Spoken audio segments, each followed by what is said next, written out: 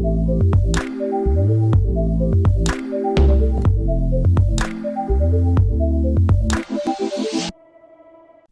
everyone, I hope you are having a wonderful day because I am about to ruin it with some really crushing news on many levels regarding Patreon and my legal battle with them over the last year.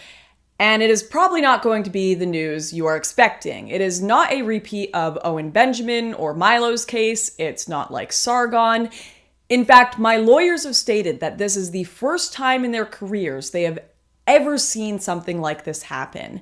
And some of you are probably still trying to get over the fact of, Lauren, what the hell? You've been in a legal battle for a year now and you didn't tell us? Yes, I have been very busy, my friends. I'm juggling a lot behind the scenes and it has been quite tough for me to keep my mouth shut, but it was an extremely important case that demanded the utmost care when dealing with, and I didn't want to jeopardize that by making it a whole public spectacle. But now that it has come to an end, I can finally tell you the crazy tale my lawyers and I have embarked on. But real quick, before we jump into what felt like Silicon Valley's communist tier kangaroo courts, a real big thank you to our sponsor, Virtual Shield, something actually good that has come out of the tech world.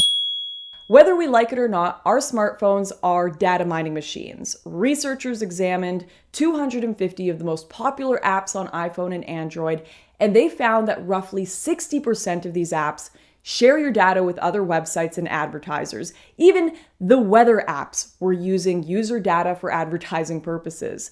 The best way to avoid this invasion of privacy is through the use of a VPN.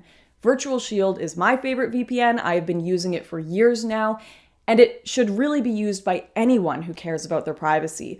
Virtual Shield effectively protects your data from corporations, hackers, and your ISP with no work on your end other than turning it on. Even those working at Virtual Shield cannot see your data due to their strict no-log policy. The longer you go without encrypting your connection, the more vulnerable you become to advertisers and hackers. So if you're looking for a way to protect your data from advertisers, corporations, and hackers, you will love Virtual Shield. And you can get 50% off Virtual Shield for the next 24 hours by going to virtualshield.com/Lauren Southern or by clicking in the link in the description below.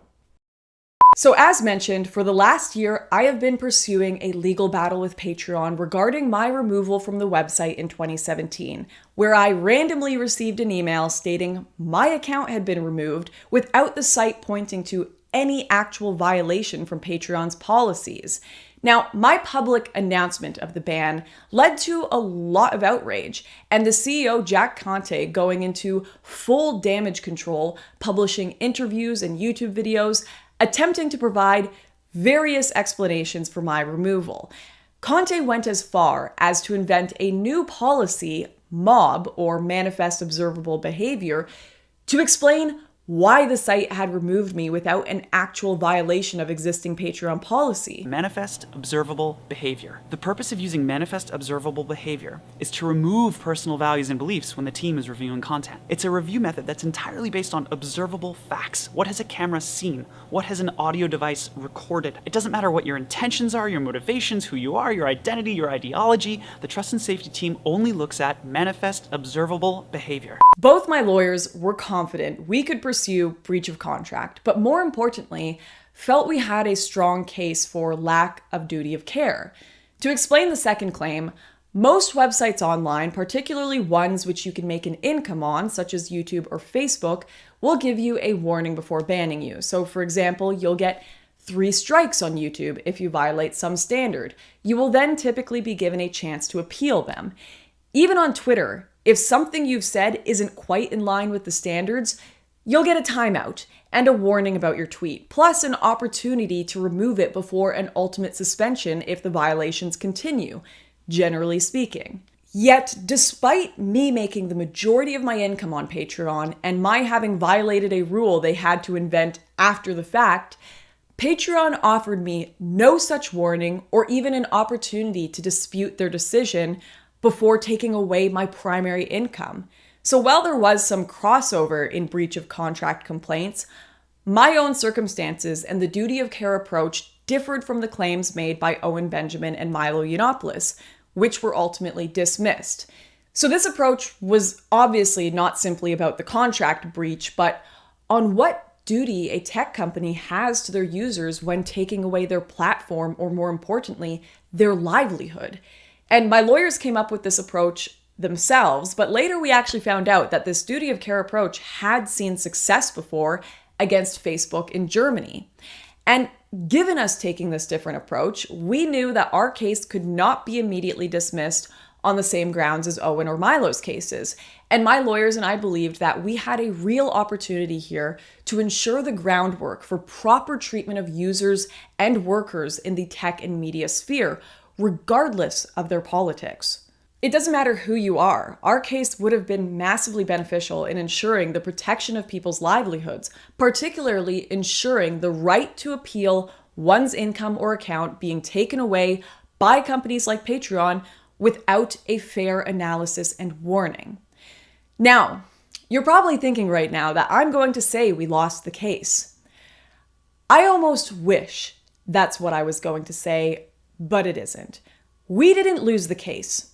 It wasn't dismissed. My lawyers didn't fail in the duty of care argument they were making at all. We were simply never given a right to a fair trial in the first place. We were never given our right to a fair hearing. And I know, that sounds crazy. It sounds like I'm making that up. How could that happen in a free and democratic country with a functioning legal system, you may ask? Well, really the only way to explain it is what appears to be a complete and utter corruption of the law.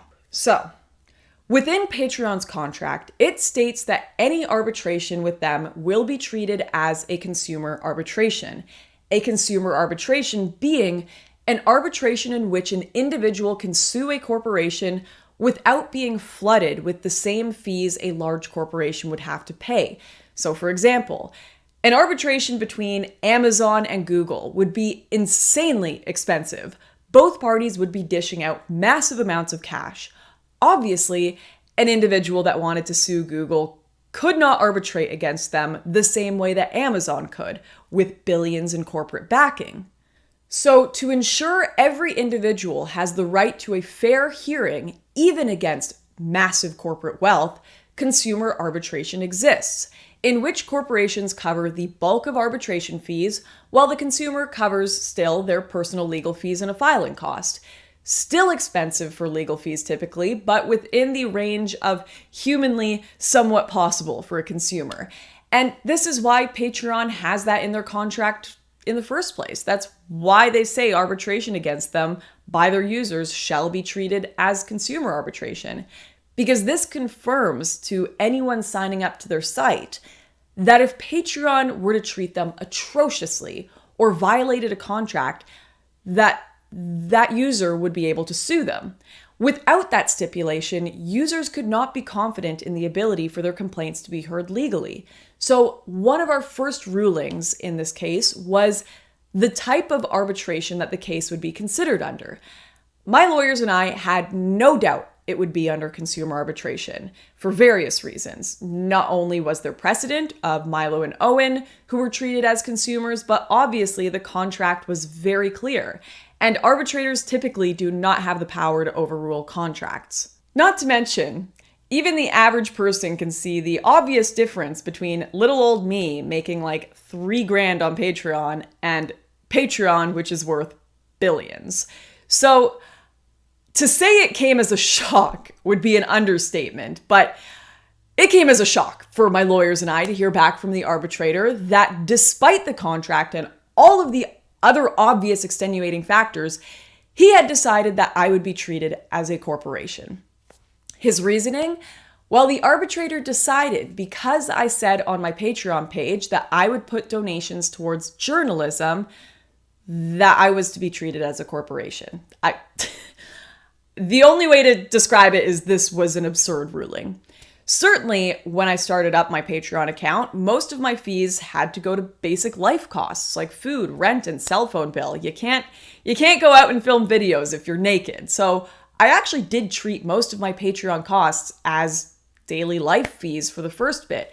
I had no employees at the time, and I was just making a few $1,000s. I was very clearly an alternative small YouTuber. Even Milo Yiannopoulos, who was on speaking tours, who had his own best-selling book, and was a brand 10,000 times the size of my own, was treated as a consumer in his case and not a corporation. But most importantly, and once again, this decision was completely counter to the contract both Patreon and I had agreed to. My lawyers even said the question of what I spent my money on and what my page said shouldn't have even been relevant to the type of arbitration, as the signed contract dictates that. Now, while we were flabbergasted by this decision, the arbitrator's writing did give us some hint, some indication as to why perhaps this absurd ruling was made. Totally counter to the expected conduct within the legal profession, the arbitrator felt the need to refer to me as alt-right in his judgment, a completely inaccurate title which had no relevance whatsoever to a contractual dispute between two parties. To explain how serious this is further, arbitrators are not supposed to name call in decision making. In an assault case, for example, you can't say, "The slut Kathy has accused Jake of XYZ." It goes totally counter to the expected conduct in the legal profession. Even if a negative statement or description were demonstrably true, for example, if a man named Liam had a charge for theft in his past and was years later in a legal dispute over being hit by a car, the arbitrator could not refer to him as the thief, Liam, or even the alleged thief, Liam, as it is not relevant to the case at hand, and it shows a very distinctive bias. Liam being a thief 10 years ago, even if true, has nothing to do with a case discussing his broken back from an accident. So, the arbitrator feeling the need to override an agreed upon contract and also name call in his decision making with no relevance to the case at hand gives us some indication of how such an obviously biased and inaccurate judgment could be made. Given this ruling, sadly, it has become financially impossible for me to continue my arbitration against Patreon, and my lawyers made this clear. I do not have Silicon Valley corporation money. I cannot partake in a lawsuit between two parties who are being treated like multi-billion-dollar corporations. This is exactly why consumer standards exist in the first place, to ensure that every individual has a right to a fair trial in America, regardless of their class or financial standing. That has been denied to me in what is so obviously a case, an act of political bias, not on the merit of the case, not on the documents, not on the evidence or legal precedent, or even the signed contracts. The case has ended because Patreon is extremely wealthy, I am not, and the arbitrator does not like my politics. There are a lot more details regarding this case, why this has happened, the specific problems with the arbitrator's statements, our formal complaint against the decision and bias by the arbitrator, and what this all means for the future of the American legal system. Details I quite frankly cannot give you with my lack of expertise in law. So I will be having one of my lawyers, Marie, on my channel this weekend to go through her analysis of the case and how she sees this impacting the future of American law. Both of my lawyers, Andre and Marie, have been absolutely incredible in their dedication and their work towards trying to ensure fair treatment for consumers in Silicon Valley, trying to hold big tech accountable using the proper legal approaches.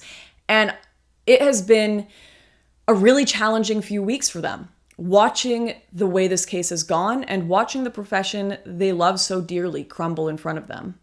I wasn't fully aware of their history going into this case a year ago, but last week when we received our final rejection after challenging the arbitrator's bias, I got to see a little piece of their backgrounds and why they love both America and the legal profession so dearly.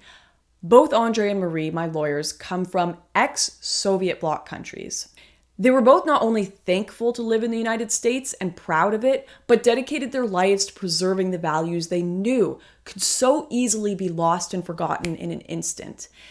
And last week, I watched as these two wonderful human beings lamented the nation they loved slowly turning into the ones their families had fled. And that has been really hard for everyone. It was really hard for me to watch. And while this specific arbitration seems like it is just not in the cards for us, it is also not the end. And honestly, part of the reason that I'm even talking about this case at all is because I want to light a fire under everyone's butts to start taking this seriously. And I know a lot of you are. I know there are a lot of people fighting, but this needs to be a bipartisan thing. This needs to be everyone. Andre and Marie, I know, are far from done in fighting for Americans' rights against Silicon Valley, corporate discrimination, and the curtailing of free speech. And you shouldn't be either. Democrat, Republican, I don't care. This is all of our free speech. This is all of our rights. If you are a worker in tech, media, this is your rights too. So I would just ask everyone here to please tune in this weekend when I talk to Marie, listen to her story and the warnings she has, her history, knowing personally just what a rare and delicate piece of freedom America is losing, and what can be done, and what happens when we forsake the rule of law. Legislators, lawyers, influencers, political, financial donors, even just the average Joe watching, please, if you have any ability or any solid ideas to affect change in this realm, now is the time to do it. And, I'm only one person, but if you have a serious approach that you want to take, you've got an actionable idea, you can contact me in the email below, and I would be happy to put you in touch with the right people. And for everyone else watching, I just hope you tune in this weekend as I chat to Marie. She's got an incredible perspective I think the world needs to hear. And yeah, I'll see you then. I really appreciate you all watching.